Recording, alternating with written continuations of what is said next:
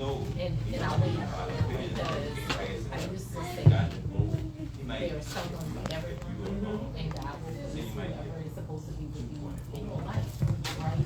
But then I also stated, I said, well, maybe some people are meant to be simple. Nobody's meant to be simple. I'm gonna give it that. Nobody's meant to be simple. All right, relax. Okay, all right. Hi, welcome to Winedown Wednesday with Kecia. Today's wine is Menage a Trois. It's a red bottle California, and when I say menage, I mean bring 3 people to the polls with you. Okay? So that was a little joke, y'all. But not really a joke. I need you to really bring 3 people to the polls with you when it's time to vote. So back to the wine. The wine is a ripe jam-like fruit that is the calling card of California. Add pink to your cheeks with bold blackberry and ripe raspberry flavors and firm tannises. It's a taste of blackberry, raspberry, and red berries. That sounds absolutely delicious for a wine. The food pairings with this would be beef, lamb, and hard cheese. So you can get this bottle or a glass of Menage a Trois here at LaRue's on the Lake. You can come out and get a delicious plate of food, some fish, chicken. Serving it up all here at LaRue's on the Lake. So today's topic is voter apathy and voter impact. Let's talk about what's at stake with our community leader, Councilman Oliver Thomas.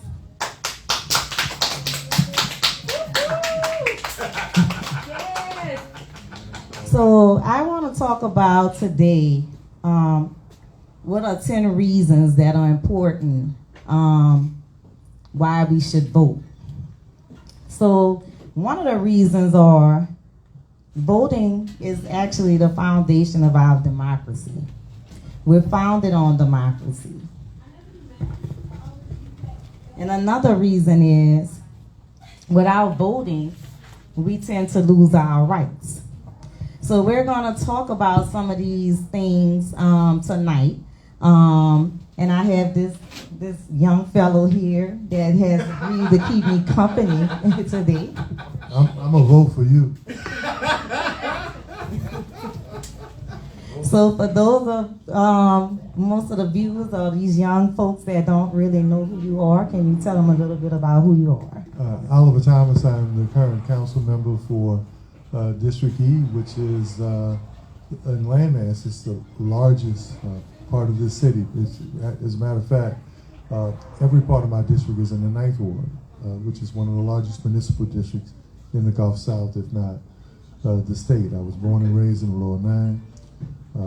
Went to college, I graduated from Clark, played ball at Wisconsin and the College of Santa Fe, played for the Boston Titans in the East Coast League 2 years, worked my way back home. I'm the only person in the history of the city to be elected to 3 positions on the city council.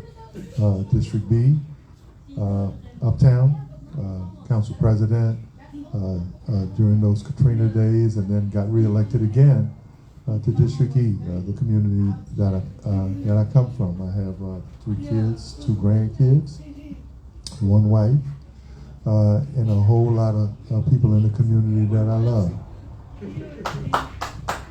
1 wife. Yeah, I just look stupid. I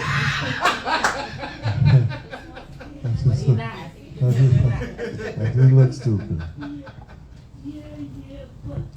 So with that being said, this is going to be, we're going to be taking questions from you guys that are live streaming, and also from the people that are in the audience. You can engage and ask questions. Anybody in the room can ask questions.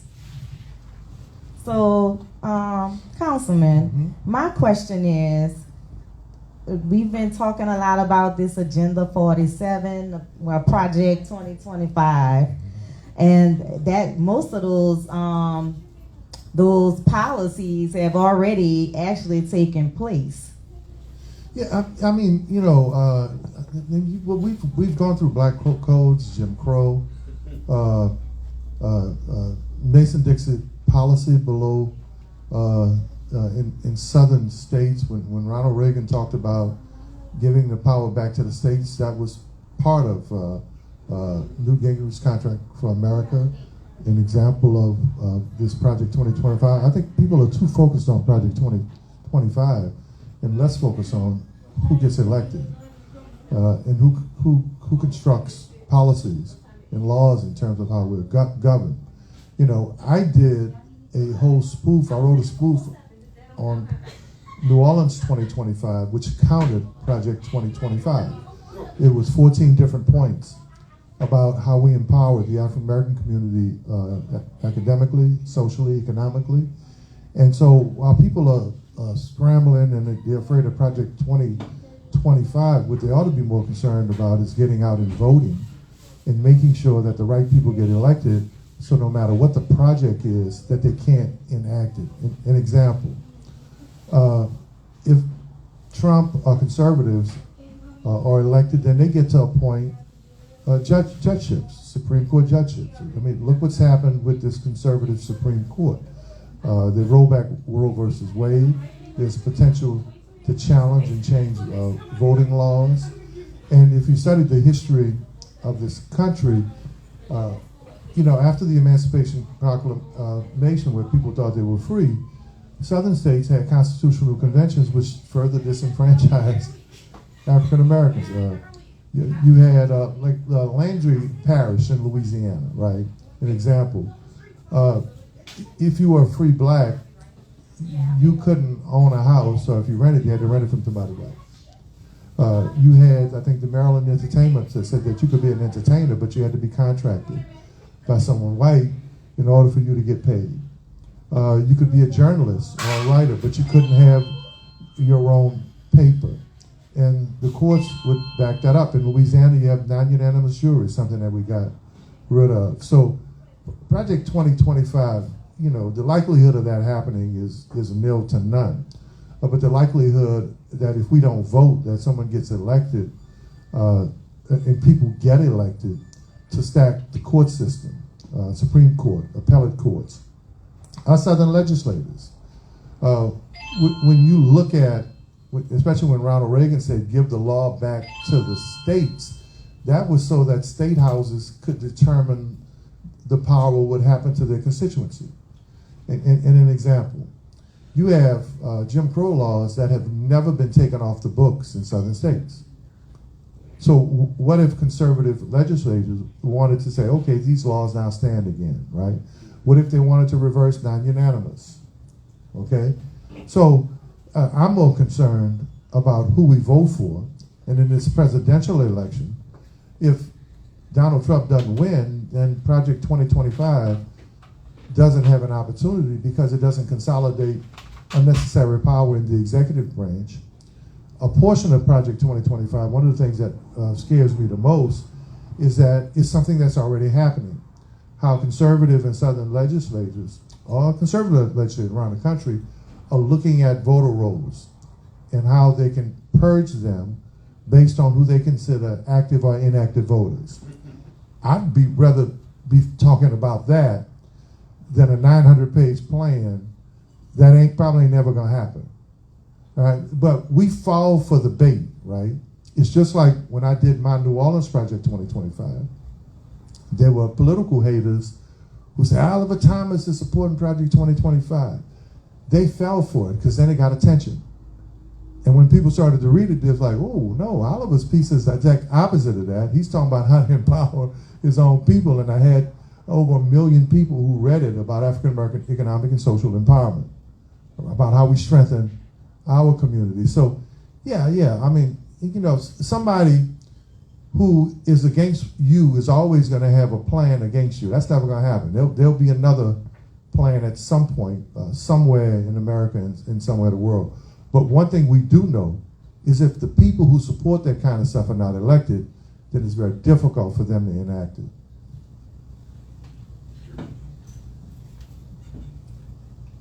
How important is it for voters to look beyond campaign promises and focus on a candidate's track record?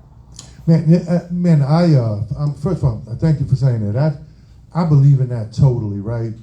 I have a lot of people who come to me because they want to run for office or they're asking for my advice or support. And one of the things that I don't want to say I hate because I've been blessed too much to hate anything or anybody. The thing that I don't like when people say is what they're going to do when they get elected. Well, hold on. Why you got to wait till you're elected? There's a world out there already, right? There's already a community out there. If you want to get involved with kids, there are already kids out there. If you want to get involved as an academic, right? If you're a professional, if you're a business.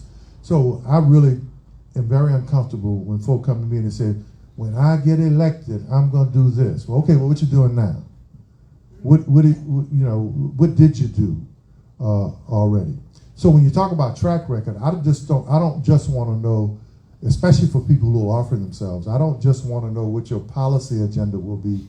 I want to know what you've spent your time doing in your life that would make me even want to be interested in getting you elected. Now, that's also a good question because you're playing with a very small voter pool now. There are a couple of things that happen.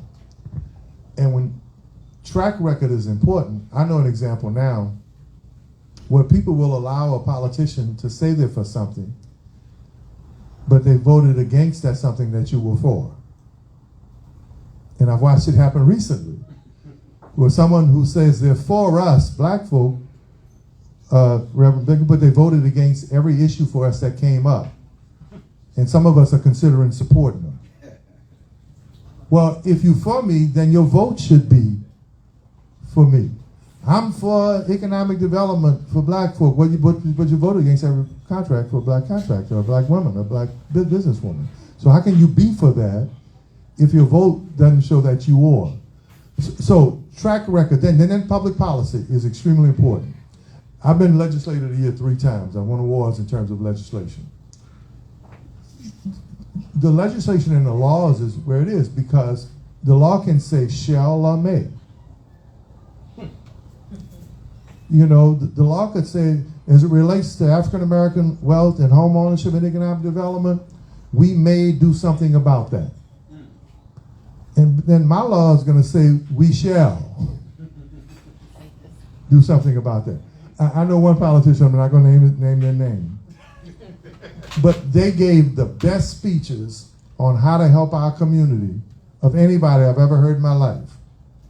But it was may. It wasn't shall. One shall. So that's extremely important. But the other thing that happens is the political brokers will ride with somebody who says may because it benefits them, not because their track record or what they do benefits the entire community. So that was a really profound question in terms of what does a person do in their life when they weren't elected, and what is your track record in terms of the issues that are important to individuals.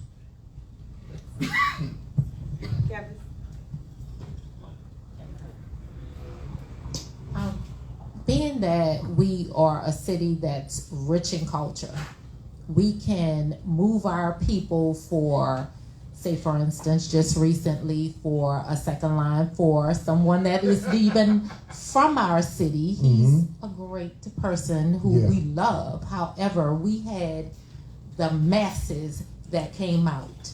If there is a party, if there is anything that is food related, music related, we can get the people out.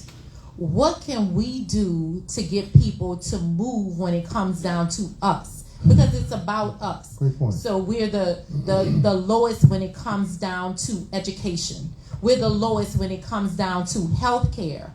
So things that are important to us, that affect us, that voting makes a difference. How do we get people to move? I invited everybody under the sun to come to this event. Social media is a powerful... But did you tell them the food was free? Yeah. That's what I'm saying. That's what we need to do. You know, Free food so social media is powerful. When you say, like you say, when there's something free, But I put it on every platform. I told everybody, I screamed from the mountaintop. But look what we have here tonight. Right.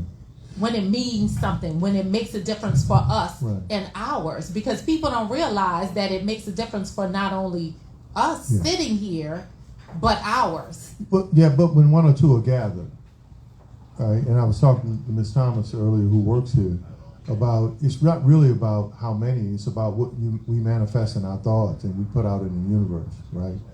I tell people all the time, I'm a product of prayers and people who I could never think or ever meet. Or what I've gone through in my life, where I grew up, where I come from, what I've gone through, I would not be anywhere near where I am if folk hadn't manifested something good in terms of what they wanted for me without me even knowing that. But social media is interesting how we rely on social media. People are so hung up on social media. And the one advantage I always had on people politically was that while they were dealing with myths and fiction, I always dealt with the facts. 80% of the people in every election are 55 and older. Not because I say it, because it's a fact. Every election, when young people were elected, 80% were 55 and older. Not because I say it, because it's a fact. And I like to monitor stuff because, you can't tell me anything because I'm a reader. I host a morning show, so I read every report on data from the White House to the BBC to interview guests. So I'm an encyclopedia in terms of information, right? So when folks talk about the power of social media, yes, it has some value. It's helped create some economic skills for us. But I've tracked social media posts with people who run for office, or have run for office, and they'll have 1,000 people encourage them to run, and they get 120 votes. That's a fact. I know one person got 2,000 people, man, run, we with you. Finished last. So the question is, what are you doing to connect with people, first of all, right? What is your relationships, okay? And do they understand the history of voting? Why it's their civic responsibility, and that what that vote means. When we talked about the policy stuff earlier.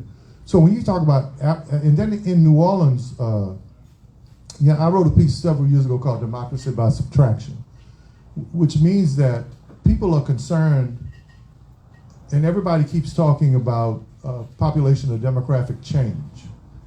Well, the people in charge aren't worrying about being the minority. What they're worrying about is controlling the systems and the laws. I mean, one plantation owner could have 5 people in their family with 1,000 slaves, but they were comfortable because they controlled the institutions that operated within that town, that county, or that rural or suburban area, right? So we need to start focusing on, that's what's important about Ms. Kecia and what you guys are trying to do.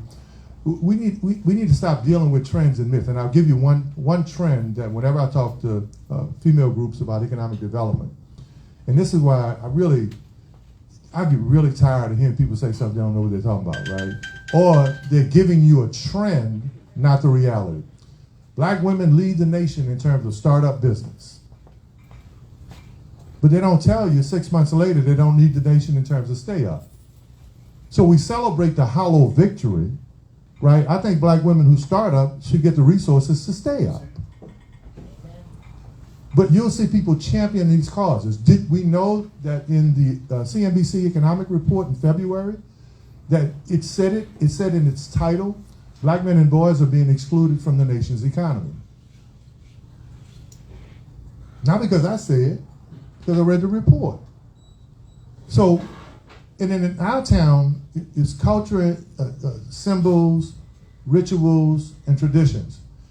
But I will say this, in this second part of my political life, and I'm like really totally honest, right? I really, as much as I love what I do, I really don't care if somebody don't vote for me, but they never beat me, right? Right? The political brokers in this town don't care about how y'all are doing. And folk just want to be in with who they consider the in makers.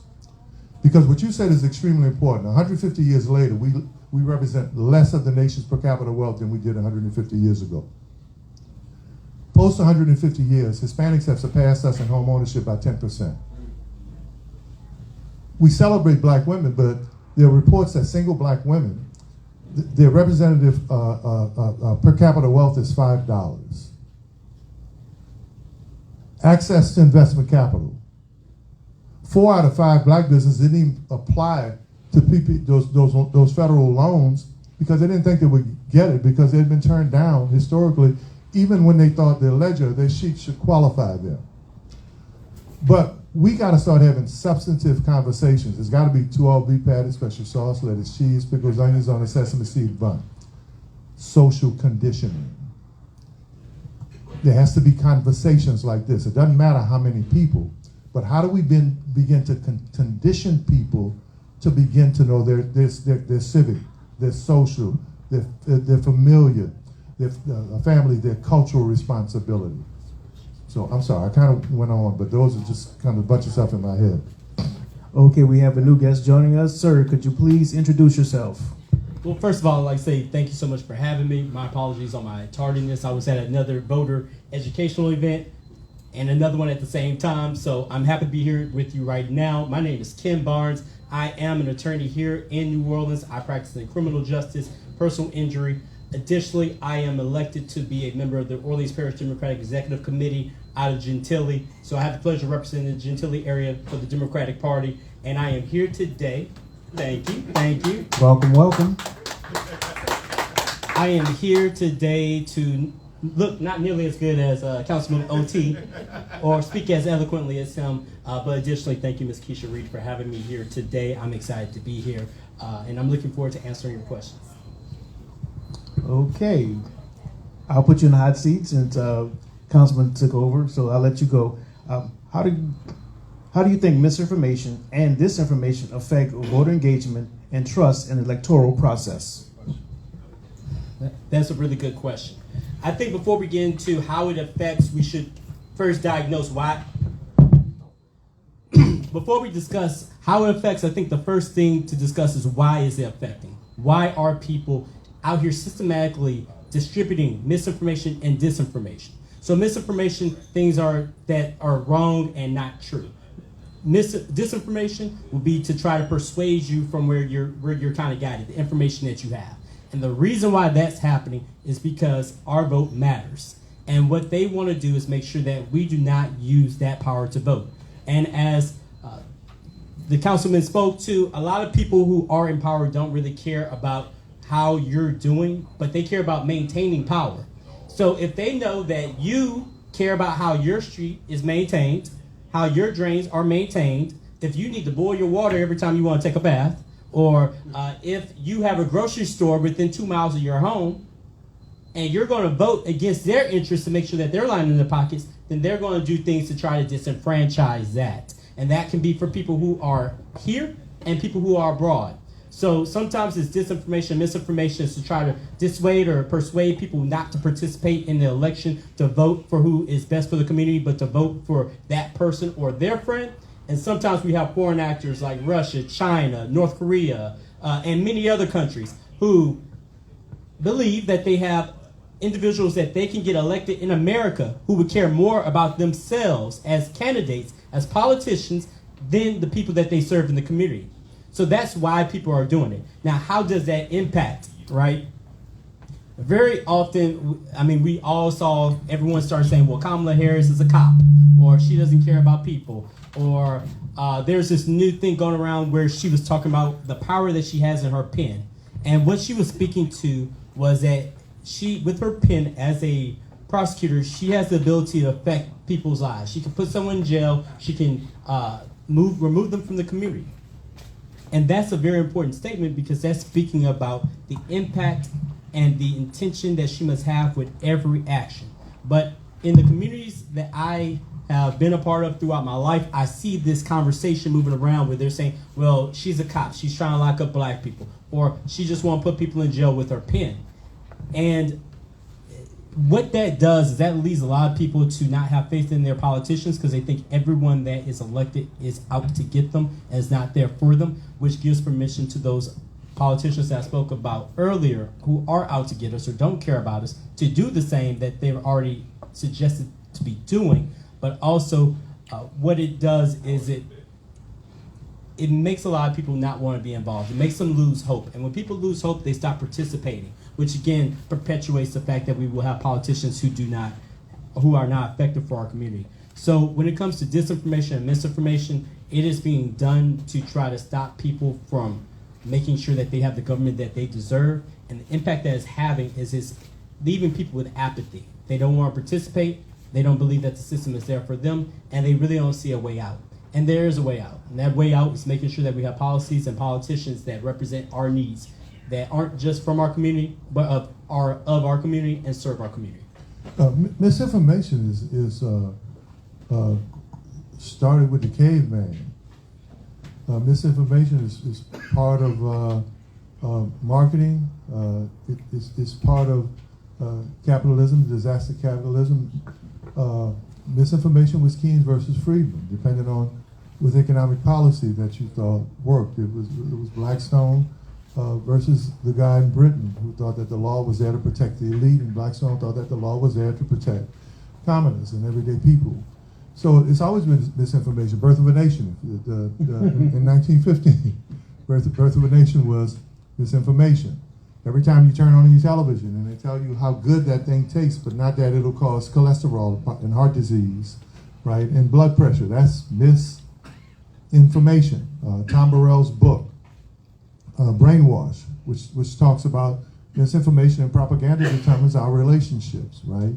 How we view each other. If you know, Tom Burrell was the owner of the largest African-American ad agency in the world at one time. He retired. He wrote a book called Brainwash. It talks about how black people are conditioned. We don't look at each other as 100%. We look at each other as a deficit. We have to convince each other that we're good at what we do, that we're worthy even to each other. So when you look at, it's like psychological experts, right? So misinformation has been used when you talk about young black men killing each other, because that image of that blackness isn't something that's supposed to live. Or something I'm not supposed to, as a black elected official, the burden of proof is higher for me than it is for a white elected official who doesn't have to do anything but smile with our people. That's it.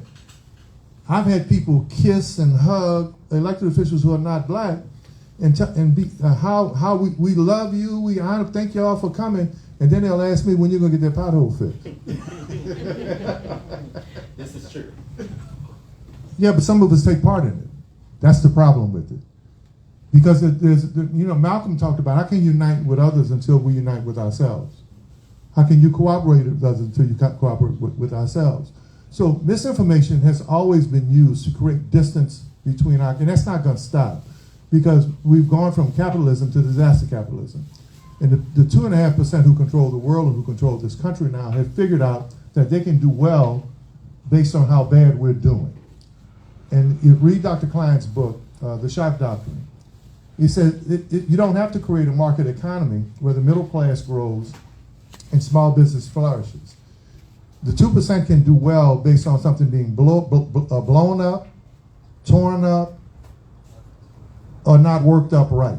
So there's a whole nother level. So misinformation is always, but the thing that Attorney Barnes said is important is that the most important thing they use with misinformation now is to create apathy and distrust. And it works. People think politicians are mad because people don't vote. No, they're not. Because of marketing, you know how to condition the people who do vote. In many cases, they're like walking zombies. The problem is if those other 50% or 60% or 70%, if they vote, then if they checking out your agenda, your relationship with the community, you might have a problem. I'll give you an example. When I came home from vacation a few years ago, right? all of the politicians in the city were bragging about they got elected with mandates, Ms. Kecia. I got elected 60%. And I got elected by 70%. And then I looked at it, there was only a 27% turnout. And so I sat down with one of them and I said, if everybody who didn't vote had voted against everybody who won, none of y'all would be in office. How can you be proud of that? So no, they've always used marketing and misinformation. The question is, how do we have events and organizations like this? We don't have the family anymore. Okay, only 30% of our kids grow up in a household where there's a responsible adult, right? We don't have relationships of substance anymore. And most of the people in politics are just concerned about their relationship with who's elected, not their relationship with the people they represent. Or in many cases, they wouldn't support some of the people they support. Because here, post-Katrina, the income gap is 13 times worse than it was before Katrina. Black children are poorer than they were pre-Katrina. African Americans lag about almost $60,000 wage gap post-Katrina. So, yeah, but the distrust is really important, because if you're distrustful, then you say, I don't want that. People say, I don't fool with politics. I say, yeah, but it fool with you. Why wouldn't you want to fool with something that fool with you? And, to pick up where Councilmember has left off on that, the next step is, how do we deal with misinformation and disinformation? I think common sense is not nearly as common as it should be. Sometimes the people are saying that so-and-so is running some type of crime ring in a basement in New Orleans. That's impossible, because there's no basements in New Orleans. So just use your common sense and use your skills. Google it, research, read people's history. Also, question who's giving you this information and what do they have to gain from you not voting. If voting doesn't matter, why is it so many people telling you that you should not vote? Why are they wasting their time with that? It's because it does matter. If so-and-so is so bad that they are incompetent and shouldn't be in the position they have, well, question, how did that person get there? Well, look into the background, you realize, they are competent. They did do their job. This person just doesn't want me to participate in the political ring. And we should participate every chance we get an election, not just in the president, but all the way down to the dog catcher. If you care about your dogs and your cats, make sure you vote for all that. Because they eat the dogs and the cats. So how can we fix that problem? Because really online, to the point I stopped getting online, because it's all this misinformation, all this negative stuff, all this weird stuff that's online now, weird thoughts, and it's from our people. It's from us. We're putting on this weird vibe for no reason. So how do we fight that? I mean, no, you can start if you want. I mean, I run my mouth for a living, right? Well, I like to piggyback off what you say. Everything you said has been on point. So the misinformation is part of that. I used to not be a conspiracy theorist, because I thought OJ did it, right? But then when I started looking around and when I went through something myself, I was like, oh wow, you asking me questions about stuff that don't have no stuff to do with that, right? So then I learned that there are people who conspire. There are people who engineer or socially engineer. But what we can do about it is begin to have conversations at the lowest level. I'll never forget, I was a member of Peacekeepers and Beef Mediators. And I've done successful mediations with people who were threatening each other, right? Where we get them in a room, we're talking about violence or where violence has happened.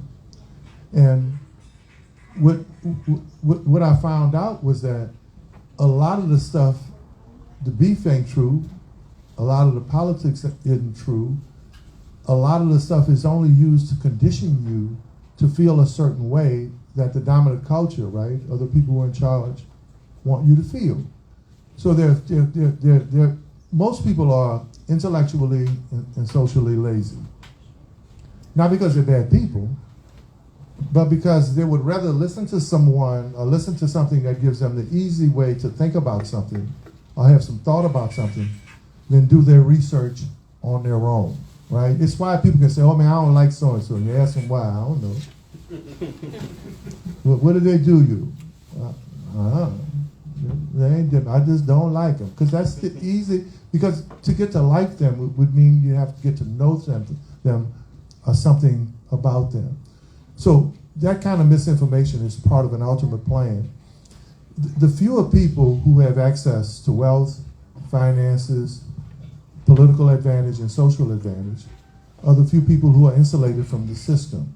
And so why wouldn't they want to continue that? So the only way to combat misinformation is to have conversations, real conversations with people that trust you. Why don't we have voting booths in the schools anymore, like when I was a kid in elementary school, where they would bring the voting precincts in the school, and we would vote on student government. Why don't they do that anymore? So that's a simple way you could begin to do it. You know, why not go back to putting the voting booths in the schools so kids can start to begin to condition themselves to vote on student elections? So that seems like that would be easy to me, and I've been saying it for years, but the people in charge of that aren't doing it. So slightly along the same lines, but slightly different, I would first break down people who are spreading misinformation and disinformation to two camps. The people who are willfully ignorant and the people who the council member spoke about, the people who are intentionally trying to make you ignorant, right? So dealing with the people who are willfully ignorant. First of all, a lot of times people just have a lot going on, right? Your water bill might be due, your light bill may be due, you work in 2 different jobs, you have two or three kids, you're dealing with your relationship, your neighborhood may have issues going on, and you're not thinking about necessarily who's running for school board, right? Or who's running for constable, because you have other real world things going on, so you may default to listen to other people around you, right? So it's difficult to tell someone that has life going on that they must remove themselves from their lives to focus on politics. But as Councilmember spoke about earlier, you don't have to care about politics. Politics care about you. No matter how busy you are, it's always going to touch and affect you. And you may say you're too busy to focus in on it, but you better, because it's going to focus in on you. Because if you're too busy to focus in on what's going on or who's running for city council, well, they're going to approve another rate hike for your water bill or for your light. You don't pay attention who's running for school board, well, now your child's going to a school that, while it has the 10 commandments, it's also teaching them how to get away from an active shooter instead of providing safety and care at the school. So you can say you don't care about politics, but politics care about you. So what we have to do is, in a way, provide what's going on, the policies, the procedures, the elections, in a way that's digestible by the average person. I'm an attorney. I went to LSU Law. I graduated in 2015. Sometimes when I go to vote, I don't know what the hell they talking about. I don't even know what a millage means. I'm reading, I'm trying to figure out what's going on, and the way that it's written is not in a way that's digestible by the average person that's going up there. I have a graduate degree, but the average Louisianian, average New Orleanian does not have that. Nor should they have to have that to understand what's affecting them in their household and their community. So what we need to do is make sure our politicians and the people who are our Secretary of State are writing the interpretations of these laws in a way that's digestible but also honest, and it's not misleading people, so that people who may be too busy to kind of check in and be a part of it every day can, at the poll, read, see what's going on, and make sure they can check in. Now on to the second part. The people who actively are trying to make sure that you're not a part of your community, you're not a part of politics, you're not voting, you don't know what's going on. Leave them people alone. They are there to be a professional contrarian or a devil's advocate. There's enough lawyers in hell. There's no need for a devil's advocate. If those people are actively trying to argue with you just for the sake of an argument, leave them alone. They're just trying to distract you away from actually helping the people who are unintentionally ignorant, who you can help, or the actual work you can do in your community. They're trying to slow you down. I wouldn't focus on those individuals. Now, from a personal standpoint, if all you see is negativity on your timeline, it's okay to step away from for a while. It is unfair, the life that we live as black people in America. We must both participate in a system that we know has systemically held us down and back with a smile. And we have to both enjoy this world, be of this world, and live in this world. But life isn't fair, and we just have to do that sometimes. But that does not mean that we have to do it 24/7. You do have the ability sometimes to remove yourself from social media, take a cleanse for a couple of days, for a couple of weeks, delete some of the negative people that you have around you. If you see that the same person is always putting misinformation, and sometimes they're duping you and getting you to go along with it, that person isn't your friend. They shouldn't be a part of your friend list. Delete them, because they aren't there to help you. All right, I want to ask, because you did talk about, starting with the local politics. And I always say one of the things that we have to do a better job is voting down.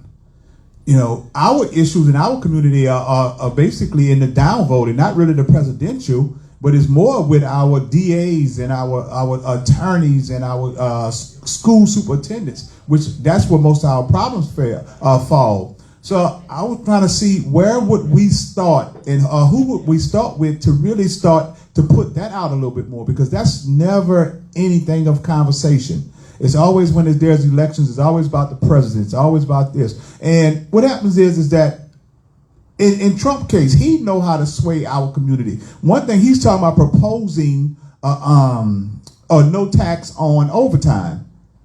We are loving overtime hours in our community. He put that out there. He didn't sway the whole demographic of people. But again, we can't win if we don't understand voting down, because we can circumvent all of that if we understand how to control the things that's really affecting our communities. And I think we can gather each other a little bit better too. But how do we start, or where do we start to get people to understand how important that is? Yeah, great point. Voting down is very important, and we see a lot of issues, and the fact that there's so many Republican legislatures across the United States in communities that have been represented by Republicans for decades, for generations. And these are the most poor states. We're talking about your Alabamas, your Mississippis, your Louisiana. All these states have historically been Republican GOP states, but yet they consistently do bad. And a lot of these places were formerly Democratic strongholds, and they switched. And it started with, I believe it was Richard Nixon with the 50-state plan. Also, Newt Gingrich had a plan as well to make sure that they focus on the local legislature, to make sure that they have Republican local legislatures. Because a lot of the issues that we see in our country are on the local level, on the state level, and the school boards. So what we have to do is we have to combat that by making sure we have individuals who care about and represent our communities in the very lowest of levels of government. I'm talking about the city council, dog catcher, all the way up to the president. And the way we can do that is make sure that we are holding accountable the people who are running. We are supporting the people who are running, who are good for our community, and we push that forward. One more point I wanted to touch on with that. I think I lost my train of thought on that one. But voting down ballot is very important, and the first step that we can take with that is making sure that we're engaged, we're voting in every election. We know who's running in that election, and we make sure that if we see someone that's not good for our community running unopposed, that we convince someone to run against that person, we run ourselves, or we get out there and we advocate against that person, and we put out that information. And as that information disseminates, then people can know more and they can vote more. The people in power would put themselves at risk if they actually pushed down ballot voting. They would bring so many more people to the polls to vote who may not be satisfied or happy with their performance of the agenda. You just heard me talk about the fact that people are celebrating the fact that 18% people vote, 27% people vote, 37% people vote, because there is a way of already marketing that person that's already been conditioned, first of all, to vote for who's already there and who's already part of the establishment. Down ballot voting started to change in the 80s when you talk about turnout, right? And why was turnout really good, right? So think about it.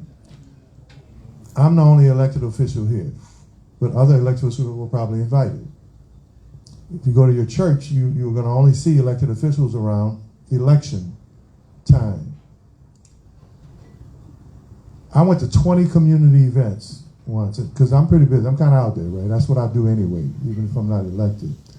I went to 20 events. I saw one elected official at 20 events.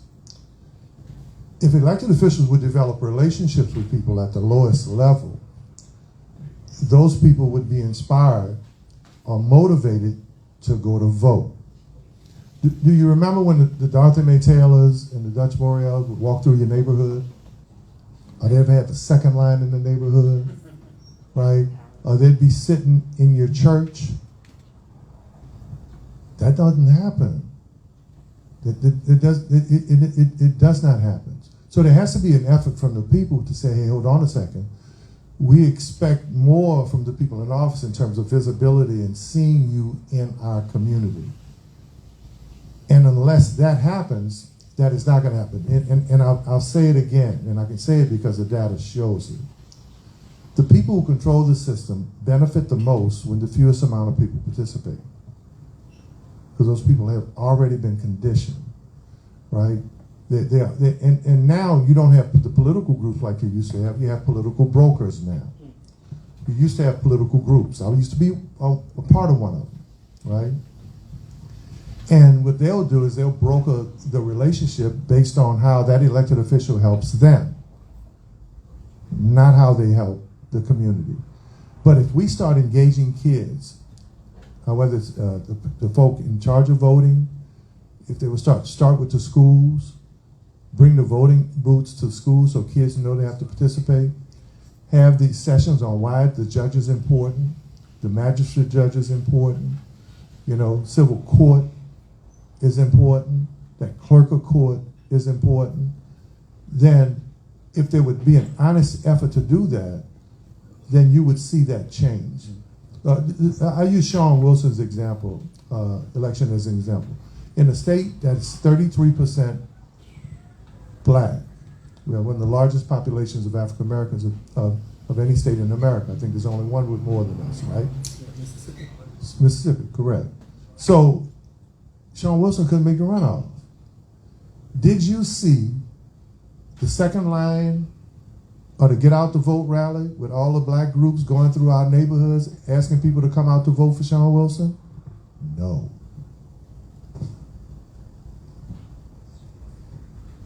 Everybody said they was for him, right? But nobody came out to turn people out for him. It's a different day right now. At some point, people like you and others are going to have to start at the basic level with your families and with your friends to begin to educate people in small groups of why it's important. Because people are not going to come to me. I'm working hard for Kamala Harris.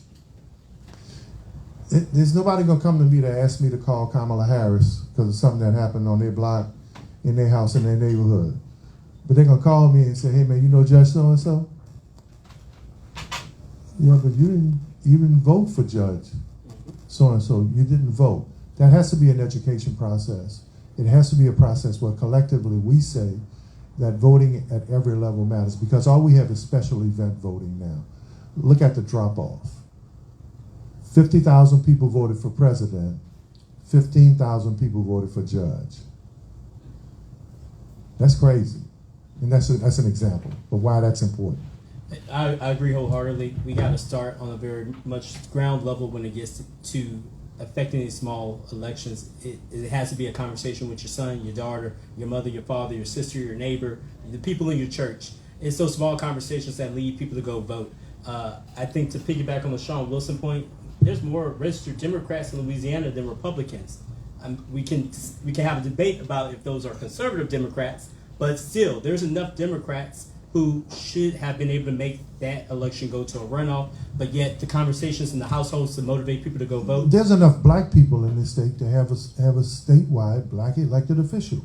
The question is, are the black brokers and the black political advocates, are they willing to risk a pro rata share, a job, or a contract to rally around collectively around that one individual so we can get those percentages? It's all mathematics. If the dominant part of your community votes for you, all you need is a 15%, 20% at the most crossover. Period. So there are enough black folk, there are enough registered black voters that if we consolidate our vote, don't forget, I said earlier what Malcolm said. Malcolm said we're worried about unity with others when we don't have unity of purpose amongst ourselves. I'm sorry. Oh, no. I have a question for you. So you speak about the power brokers, about how they don't want to allow another person to step in and to rule to win a statewide election. Do you have an idea of how we can circumvent the power brokers to have a statewide win? Unity of purpose. Period. You don't broker away. First of all, at some point there has to be elections in this town where people don't expect something. Where they know that if this person gets elected, it's good for them and their family. It's good for them and their community. They're not promised a job. They're not promised a contract. Or they're not just happy knowing that they can call the person who's elected. That there's actually something substantive on the table. And there has to be an effort, if you know the demographic in this town. If you would just drive up the river, many of those little towns are run by African-American elected officials. I took that drive with a very prominent African-American right before Katrina. And it was interesting, they showed me like all of these little towns had black mayors, black police jurors, black council members. When is the last time somebody tried to unite them around the purpose of collectively coming together to support someone statewide? It hasn't happened. When efforts like that start to happen, and when people begin to support people just because they're the best person, or just because maybe they look like us or they're from our community. We have conversations in this city right now, in the state, where folk are talking about we got to have a second black congressional district. It's important to have a second black congressional district. And the blackest district in the city, in the state, is New Orleans. So why are you willing to give up the blackest district in the state, which is the city of New Orleans, and you talk about it's important to have another black district somewhere else? If y'all get my point. And I want to just, I'm all for us definitely coming together, and I think that is the answer. But are we realistic in our thinking when we say that individuals in the community have to hold people accountable? That's something that we've never really been good at. So if we're going to keep expecting individuals, especially on, and I would say our more lower income individuals, to hold people accountable, and we keep saying they got to have that, and they haven't did it in the last 50 years. Are we really, logical in our thinking? And then also for our officials to come together. I think unity and collectiveness coming together basically will be the change that we need. But again, are we realistic in our thinking? And so we have to start looking at other alternatives, because we know that's one of the solutions. But if we can't get the powers to be to do it, what else can we do to move the needle? That's a great question. That's going to happen. The question is when. So the issues that we're dealing with now are not new. From every civilization right now, and especially when folks started with democracies, right? There was always a question about participation or people coming together. And at some point, the people who control the systems gain their control and people get frustrated. But there's always a generation that comes along. My concern is that things will change. My concern is that will it be hostile? Will it be peaceful? Or which generation will it come? Young folk are not going to continue to sit around, or people who've been locked out or pushed out. Taxation without representation. Right? There were wars. There was war fought about that. Mm-hmm. So the question is, at what point will we be here when that happens? When there'll be a collaboration or a collective? It is going to happen. But the question is going to be, what will we lose? How hostile will it be? Will it be peaceful? Or will it be a change because it's the right thing to do? The middle class is shrinking, right? People who make $100,000 now broke. Okay? So white kids now will go into college with debt. They were promised the American dream. They can't get the jobs they want or buy homes, okay? They can't live the American dream. So at some point, where does that frustration boil over before we figure it out and come together as a collective to make a difference like that? So it's going to happen. But will it happen in our lifetime? I will say every time the black community has ever stood up, we've been pushed down.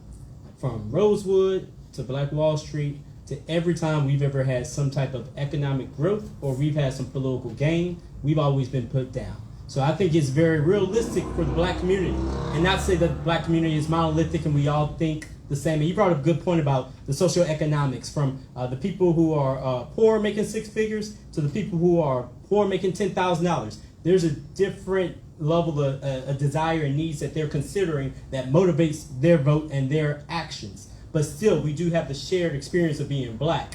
And through the past, we've also had different socioeconomic strata, and we've been able to come together. The only issue has been that when we've always been stepped on. And when we tried to reach out along the lines of not just race, but socioeconomics, where Martin Luther King was leading the March on Washington for the trash workers, right? He was uniting the black and white people in Washington. At that point, that's when he was assassinated. Again, every time the people at the lowest rung try to reach up to grow, they've been stepped down and pushed down. So what we can do to try to affect that change is to continuously work towards it and hope that we don't get pushed down in the same way that we have. But it does bring up the questions that the council member has brought up about, will it be peaceful or will it be a revolution? Because at a certain point, tensions will flare and people will unite and things will get to an equilibrium. Statistically, you got a lot of black people that are doing real well.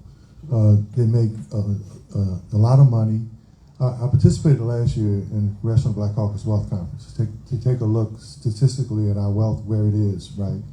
And one of the most interesting things at the conference last year was that there aren't enough government programs, giveaways, and grants to close the wealth gap unless we start doing something differently with our own money.